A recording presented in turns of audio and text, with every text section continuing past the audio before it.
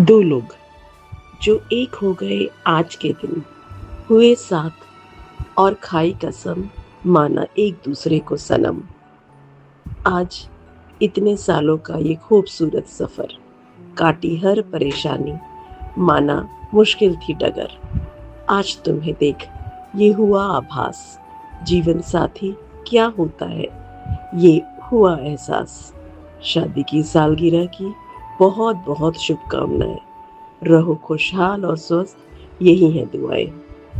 बहुत बहुत धन्यवाद छोटी बहना। बहुत साल हो गए शादी की इस खूबसूरत और यादगार यात्रा को।